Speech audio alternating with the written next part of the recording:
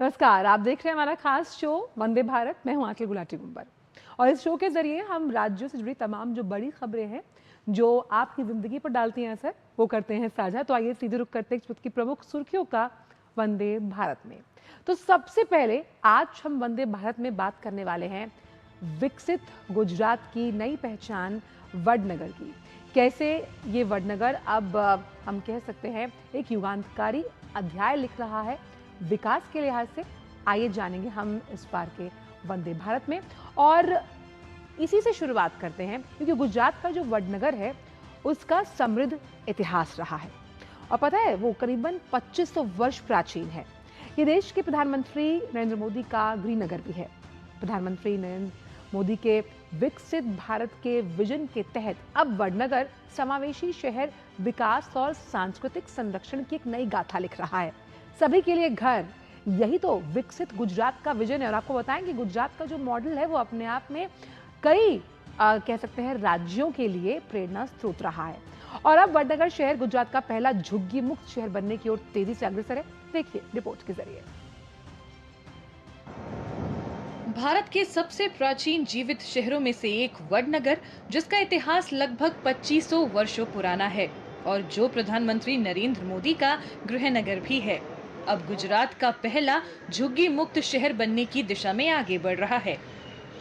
विकसित गुजरात और सभी के लिए आवास की सोच के तहत शहर की 16 झुग्गी बस्तियों की पहचान की गई है।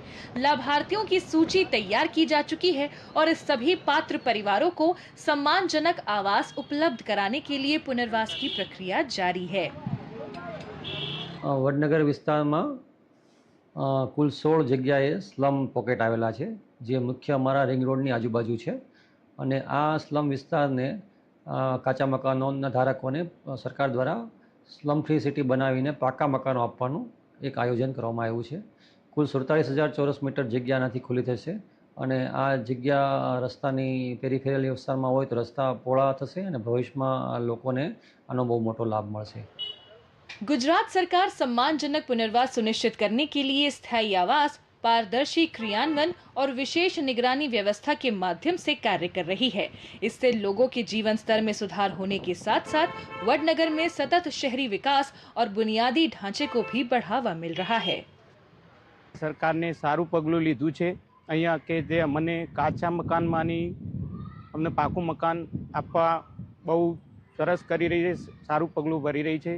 તો અમને બહુ આનંદની વાત છે કે આ સરકાર અમને પાકું મજબૂત મકાન આપે છે.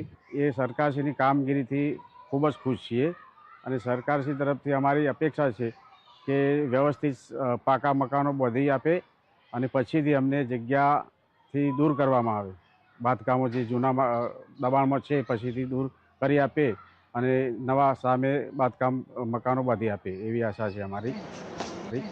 समृद्ध विरासत को संरक्षित रखते हुए आधुनिक विकास को आगे बढ़ाने वाला वडनगर समावेशी शहरी विकास का एक उदाहरण बनकर उभर रहा है। सतत बुनियादी ढांचे और नागरिक केंद्रित पुनर्वास के माध्यम से ये शहर गरिमापूर्ण विकास और प्रगतिशील शासन के प्रति गुजरात की प्रतिबद्धता को दर्शाता है। तो पुनर्वास से पुनर्निर्माण तक का ये सफर कैसा रहा, इसी पर ज्यादा जानकारी के साथ हमारी सहयोगी मेघना इस वक्त जुड़ रही हैं। आइए सीधे उनका रुख करते हैं। मेघना, जब हम बात करते हैं विरासत की और विरासत की राह पर चलते हुए कैसे हमें विकास को पाना है, वडनगर उसका एक सशक्त उदाहरण है। बिल्कुल आंचल, देखिए अगर हम बात करें तो वडनगर को जिस तरीके से हमने अपनी रिपोर्ट में दिखाया कि किस तरीके से उसे झुग्गी मुक्त शहर बनाया जा रहा है। 16 ऐसे स्लम पॉकेट्स को आइडेंटिफाई किया गया है और उसके बाद वहां पर उन स्लम पॉकेट्स को डिमोलिश किया जाएगा और उसके बाद लगभग 45,000 स्क्वायर मीटर के आसपास की जो जगह है वो खाली होगी और उसके अलावा भी कुछ अधिक एरिया को आइडेंटिफाई किया गया है आवास योजना के तहत, जिसके अंतर्गत मकान बनाए जाएंगे और जो रोड है उनका भी चौड़ीकरण किया जाएगा। तो एक तरीके से काफी प्लान्ड वे में उस पूरा निर्माण किया जाएगा और जितने भी लोगों को ये अलॉटमेंट किया जाएगा आवास योजना का, आवासों का, उसमें भी अगर हम देखें तो उसका भी कार्य तकरीबन पूरा हो चुका है और उसके अलावा भी उनके रिहैबिलिटेशन के लिए भी चीजें निर्धारित कर दी गई हैं। तो इससे हम ये देख सकते हैं कि एक बहुत ही प्रक्रिया के तहत इस चीज को किया जा रहा है ताकि लोगों को भी तकलीफ ना हो और उसके साथ ही जो डेवलपमेंट का काम है वो सही तरीके से चल सके। दूसरी बात ये है कि वडनगर एक आम शहर नहीं है। जिस तरीके से हमने अपनी रिपोर्ट में दिखाया 2500 साल पुराना इतिहास है इसका, और उतना ही नहीं बल्कि अभी अगर हम देखें तो देश में 4 से 5 ऐसे जीवित धरोहर वाली शहरें हैं जहां पर अगर हम देखें जिसे लिविंग आर्कियोलॉजिकल सिटीज कहते हैं, तकरीबन 4 से 5 है, उनमें से वडनगर एक है। यहाँ पर काफी जगहों पर जो आर्कियोलॉजिकल एक्सकवेशन हुए हैं वहां पर कई लेयर्स में अलग अलग समय पर किस तरीके का लोग जीवन यापन करते थे, किस तरीके का व्यापार करते थे, चूड़ियों के अंश मिले हैं। इससे कई बार ऐसा भी पता चलता है कि शायद कांच का व्यापार किया जाता होगा। काफी ऐसी चीजों को पता लगाया गया है एक्सकवेशन के दौरान, और यहाँ पर कई आर्कियोलॉजिकल महत्व की चीजें भी हैं। तो अगर हम देखें जो स्वदेश दर्शन योजना हेरिटेज सर्किट के अंतर्गत यहाँ पर अगर कई ऐसे हेरिटेज साइट्स को डेवलप किया जा रहा है। यहाँ पर अगर हम बात करें शर्मिष्ठा तालाब है, तानारीरी पार्क है, कई ऐसे स्टेपवेल्स भी हैं, उसके बाद अंबाजी कोठा लेक है, और उसके साथ ही रेलवे स्टेशन और फोर्ट वॉल है। और सबसे महत्वपूर्ण बात यहाँ पर कनेक्टिविटी को भी बढ़ाने के लिए मल्टी मोडल ट्रांसपोर्ट सिस्टम एक हब बनाया जा रहा है, जो कि एक जो मेजर जो भी लोग वहां पर आएंगे उनकी सहूलियत के लिए बनाया जा रहा है। कैफेटेरिया वहां पे बनाया जाएगा, तकरीबन 2000 ट्रीज लगाए जाएंगे, पेड़ लगाए जाएंगे, और उसके साथ ही देखें तो लगातार मुख्यमंत्री भूपेंद्र पटेल भी इस पूरे परियोजना की निगरानी कर रहे हैं, इसके प्रोग्रेस की निगरानी कर रहे हैं। तो ना केवल झुग्गी मुक्त बनाया जा रहा है वडनगर शहर को, बल्कि उसके साथ ही इस बात को भी सुनिश्चित किया जा रहा है कि क्योंकि ये धरोहर से जुड़ा हुआ शहर है तो सस्टेनेबल विकास हो, हेरिटेज को प्रिजर्व, धरोहर को किस तरीके से संरक्षित करते हुए इसका विकास किया जाए, और उसके साथ ही यहाँ पर जो अन्य ट्रैवल ट्रांसपोर्ट की जो परियोजनाएं हैं उनको भी साथ साथ यहाँ पर उसका भी विकास किया। बिल्कुल, और सतत समावेशी विकास के साथ कैसे हमें इस पुनर्निर्माण के सफर को आगे लेकर जाना है, ये इस बात की तस्दीक करता है। बहुत बहुत शुक्रिया आपका मेघना, इन तमाम जानकारी को हमसे साझा करने के लिए। और आइए अब बात करते हैं मोदी सरकार के 12 साल के बारे में कि किस तरह से 12 सालों में सबका साथ, सबका विश्वास और ये जो जन कल्याण की भावना पर केंद्रित सरकार रही है, कैसे, और 12 साल में विकास की ये नई उड़ान अलग अलग राज्यों के लिए किस तरह से रही, जहां विशेष जनसंपर्क अभियान चलाए गए। और ये अगली खबर हिमाचल प्रदेश से ही जुड़ी हुई है, जहां केंद्र में जो प्रधानमंत्री नरेंद्र मोदी की अगुवाई में सरकार है उसके 12 साल पूरे हुए, और इन 12 सालों में केंद्र सरकार ने हिमाचल प्रदेश के सर्वांगीण विकास के लिए बहुत महत्वपूर्ण फैसले लिए हैं। आधारभूत संरचना से लेकर डिजिटल क्रांति तक, और स्वास्थ्य सुविधाओं से लेकर गरीब कल्याण तक, पहाड़ी प्रदेश हिमाचल भी पूरे देश के साथ मोदी सरकार के नेतृत्व में कंधे से कंधा मिलाकर आगे बढ़ रहा है। देखिए खास रिपोर्ट।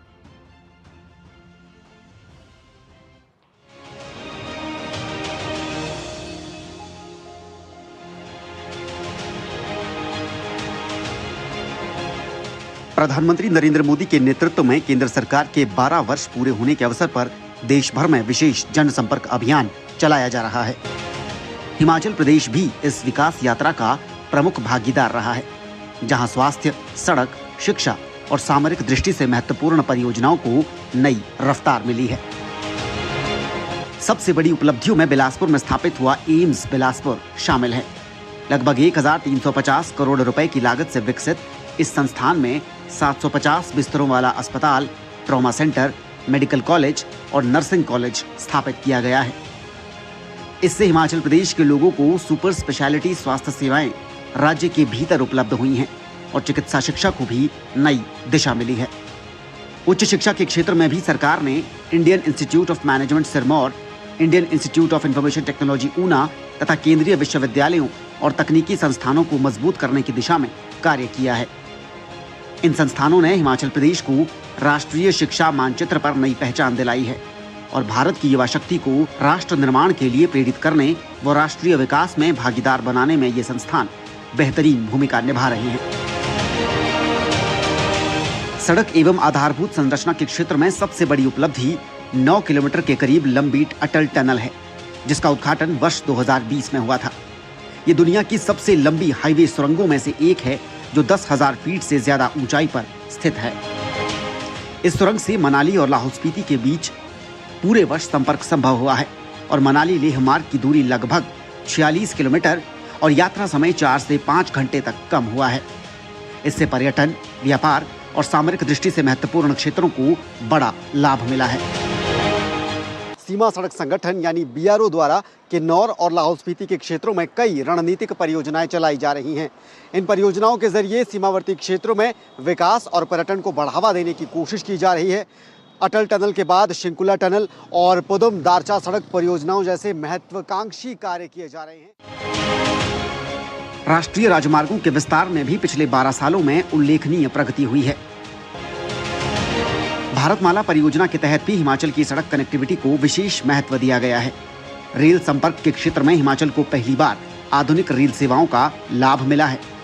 दिल्ली ऊना के बीच वंदे भारत एक्सप्रेस का संचालन हुआ है, जिससे प्रदेश की राजधानी क्षेत्र और धार्मिक पर्यटन स्थलों तक पहुंच आसान हुई है।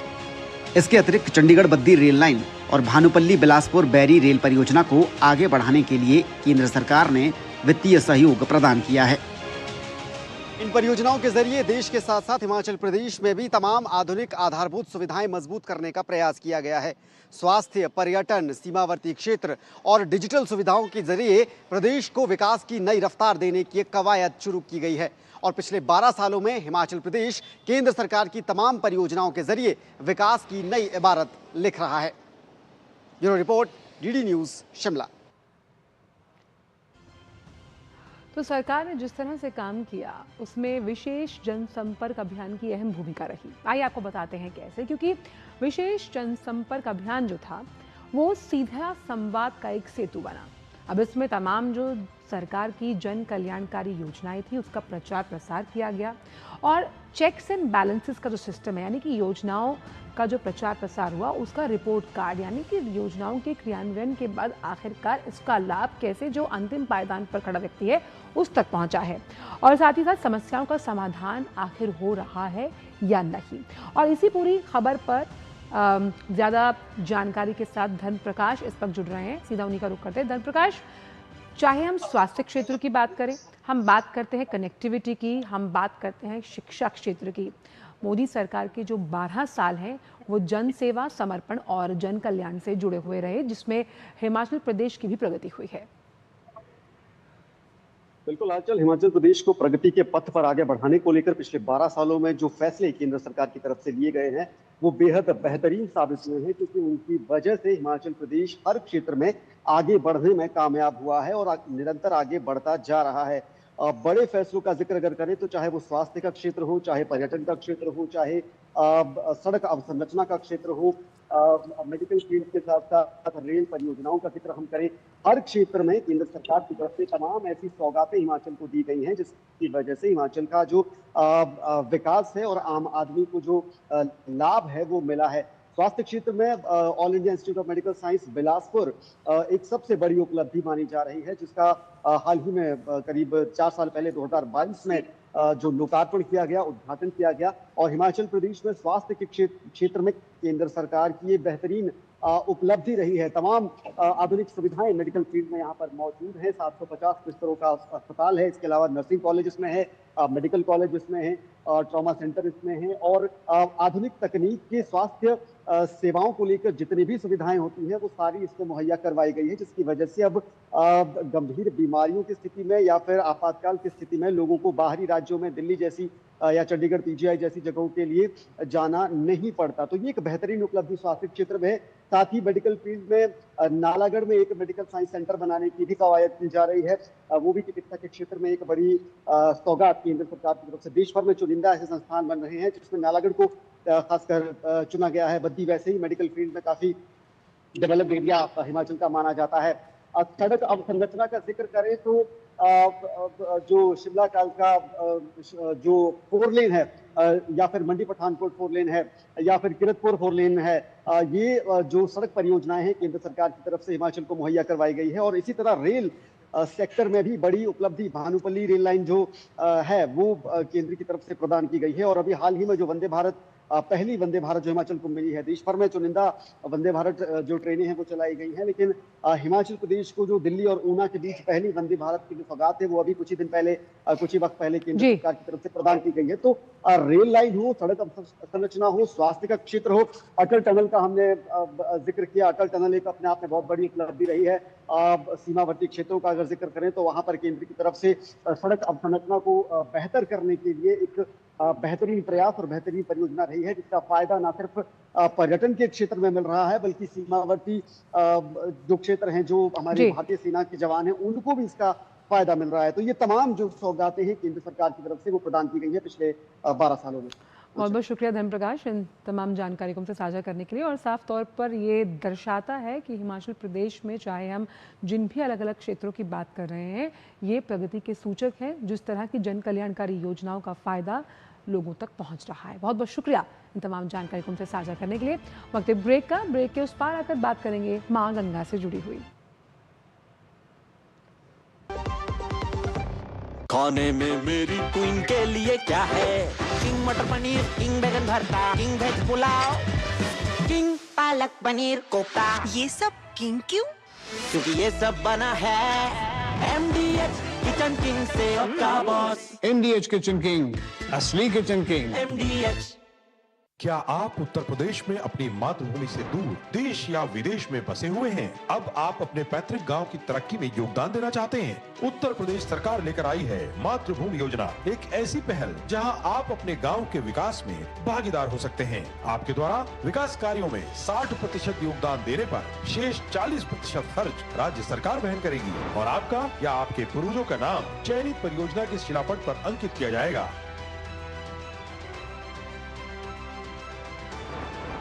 आर्ट सिखाने का एक सेंटर खोलना चाहती हूँ। सरकार सहयोग कर रही है। स्टेडियम जो हमने बनाया है, इसमें बच्चों के लिए पुलिस कांस्टेबल की physical as well as educational training होगी। आइए उत्तर प्रदेश मातृभूमि योजना के साथ अपने गांव के सपनों को साकार करें। अपनी मातृभूमि के प्रति प्रत्येक के मन में सम्मान का भाव, श्रद्धा का भाव है। अधिक जानकारी के लिए हमारी वेबसाइट पर विजिट करें या हमसे संपर्क करें। मातृभूमि के लिए आपका योगदान बनाएगा देश को महान। मेरी पसंद, मेरी पसंद, मेरी पसंद, मेरी पसंद, हमारी पसंद, हम सबकी पसंद। मजबूत देश का मजबूत सरिया हो गया स्टील। ब्रेक के बाद सभी का स्वागत। और आइए अब वंदे भारत में बात करते हैं माँ गंगा की। माँ गंगा की उस कहानी की जिससे कहीं ना कहीं एक जिंदगी जो है वो लौटती हुई नजर आ रही है। कैसे, आइए आपको बताते हैं। तो आज सफाई अभियानों की अगर हम बात करें, जो तमाम संरक्षण के प्रयास चलाए गए और जागरूकता अभियान, उसकी वजह से गंगा में फिर से जीवन लौटने लगा। अब बात डॉल्फिन की हो, कछुए या फिर कई जो जलीय प्रजातियां हैं, यानी कि वो फिर से दिखाई देने लगी। ये बदलाव हमें याद दिलाता है कि गंगा सिर्फ पानी का कोई सोर्स नहीं बल्कि ये जीवन का भी प्रतीक है। और अब गंगा जीवित रहती है तो उसके साथ करोड़ों जो जीवन है वो भी अपना जीवन जी रहे हैं। गंगा की रक्षा करना सिर्फ पर्यावरण का काम नहीं बल्कि भविष्य की रक्षा करना है। गंगा ने जवाब शब्दों में ना देकर कैसे दिया? जवाब डॉल्फिन बनकर लौटा है, जवाब कछुआ बनकर लौटा, यानी कि कैसे ये जो तमाम पानी में रहने वाले जीव जंतु हैं उनका जीवन अब फल फूल रहा है। कैसे, जानते हैं इस रिपोर्ट के जरिए। गंगा सिर्फ एक नदी नहीं है, ये भारत की जीती जागती और बहती सभ्यता है। जहाँ से गंगा बहती है वहाँ सिर्फ पानी नहीं पहुँचता बल्कि जीवन, संस्कृति और आस्था भी साथ चलती है। सदियों से गांव, शहर और करोड़ों लोगों की उम्मीदें इसी नदी से जुड़ी रही हैं। गंगा के किनारे लाखों जीव जंतुओं का घर बसता है। ये नदी सिर्फ इंसानों के लिए नहीं बल्कि पूरे पारिस्थितिकी तंत्र के लिए एक आधार है। लेकिन समय के साथ बढ़ते प्रदूषण और दबाव ने गंगा के जीवन को चुनौती दी। कई जगह पानी की गुणवत्ता गिरने लगी और जैव विविधता प्रभावित होने लगी। इसी चुनौती को देखते हुए प्रधानमंत्री नरेंद्र मोदी ने गंगा नदी को फिर से निर्मल बनाने के लिए नमामि गंगे मिशन की शुरुआत की। गंगा नदी की सफाई सिर्फ एक दावा नहीं बल्कि सच्चाई है। इसका जीता जागता सबूत है गंगा में लौटती जिंदगी। जहां कभी डॉल्फिन दिखना मुश्किल था, आज हजारों गैंगटिक डॉल्फिन गंगा की लहरों के बीच गोते लगाते दिखती हैं। कछुए, ऊदबिलाव, हिल्सा दर्ज की जा रही हैं। नदी बता रही है कि बदलाव हुआ है, क्योंकि जब पानी सुधरता है तो सबसे पहले प्रकृति लौटती है। यही किया है नमामि गंगे ने। ये मिशन सिर्फ एक सरकारी योजना नहीं, बल्कि एक व्यापक पर्यावरणीय आंदोलन बन गया, जिसमें सरकार के साथ साथ समाज की भागीदारी भी शामिल हुई। नमामि गंगे आज इस बात का प्रतीक है कि अगर इच्छा शक्ति मजबूत हो तो प्रकृति को फिर से जीवन दिया जा सकता है। गंगा की धारा सिर्फ पानी नहीं बहाती, ये एक उम्मीद भी बहाती है, एक स्वच्छ, जीवित और समृद्ध भविष्य की। और यही कहानी है नमामि गंगे की। ऐसा प्रयास जिसने गंगा को सिर्फ साफ करने की नहीं, बल्कि जीवन वापस लाने की दिशा में काम किया है। ये सिर्फ एक योजना नहीं, एक पुनर्जन्म की कहानी है, गंगा की भी और उस भरोसे की भी कि बदलाव संभव है। तो आखिर नमामि गंगे से हुआ क्या, आइए आपको बताते हैं। कैसे जो सीवरेज ट्रीटमेंट है उसके इंफ्रास्ट्रक्चर को मजबूती मिली, नदी की जो सतह थी उसकी सफाई करने में आसानी हुई, उसके साथ साथ जो बायोडाइवर्सिटी जिससे कि पूरे इकोसिस्टम को बैलेंस मिलता है उसका संरक्षण हुआ। और ये सफल कैसे हुई? जन भागीदारी की वजह से। और इस पर बात करने के लिए रामेंद्र जुड़ गए हैं हमारे साथ। रामेंद्र, जिस तरह से गंगा में जीवन एक बार फिर से जीवंत होता हुआ नजर आ रहा है, ये बताता है कि नमामि गंगे अपने आप में युगांतकारी बदलाव लेकर आई है माँ गंगा के जीवन में। देखिए आंचल, अगर कानपुर के आगे उत्तर प्रदेश में, हालांकि हरिद्वार से आगे बढ़ते ही गंगा उत्तर प्रदेश के हिस्से में आ जाती है, लेकिन कानपुर के आगे गंगा का जो हाल था शायद पानी आचमन करने लायक नहीं था। जबकि हमारी संस्कृति का आधार भी गंगा है, हमारे साहित्य का आधार गंगा है, हमारे मोक्ष का आधार भी गंगा है।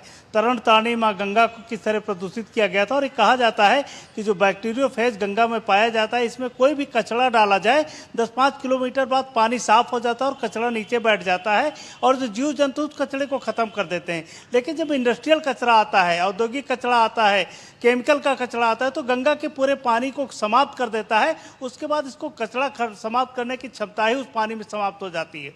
जो लेदर इंडस्ट्रीज कानपुर में थी उनको हटाया गया। सबसे बड़ा जो नाला था उसमें प्रधानमंत्री खुद आए कि एसटीपी लगाकर कैसे साफ सुथरा किया गया है। तो जो ये एसटीपी है, जो शहर का कचरा है उसको रोका गया है, जो इंडस्ट्रियलिस्ट कचरा है उसको रोका गया है। और उसी के कारण जब आप बात कर रहे हो डॉल्फिन की कि बनारस के आगे जैसे बढ़ते हो तो डॉल्फिन उछलती हुई दिखती है, कछुए गंगा नदी के किनारे तक दिखते हैं, तमाम और जीव जंतु उसमें दिखने लगे हैं। तो उसके अलावा जान लीजिए कि जो गंगा का किनारा है, जो रिवर है, उसमें बहुत सारी चीज़ें ऐसी है कि जंगल है, जंगलों के किनारे तमाम जीव जंतु पाए जाते थे, तो जंगल हैं उनको भी मजबूत किया जा रहा है। जो गंगा के 5-5 किलोमीटर किनारे का एरिया था उसमें ऑर्गेनिक खेती के लिए किसानों को प्रेरित किया जा रहा है कि ऑर्गेनिक खेती करें, उर्वरक न डालें, उर्वरक का पानी गंगा में जाता है तो नुकसान करता है। तो इस तरीके से बहुत सारी चीजें की गई हैं और उसका प्रतिफल भी आंचल दिख रहा है। और बिल्कुल बनारस के घाटों पर ये जलीय जीवन की जो वापसी हुई है, ये इसी बदलाव का प्रतीक है। बहुत बहुत शुक्रिया रामेंद्र इन तमाम जानकारी को हमसे साझा करने के लिए। तो आज वंदे भारत में इतना ही। आपसे मुलाकात होगी अगले हफ्ते कुछ और राज्यों से जुड़ी तमाम बड़ी खबरों के साथ। हमें दीजिए अनुमति। नमस्कार।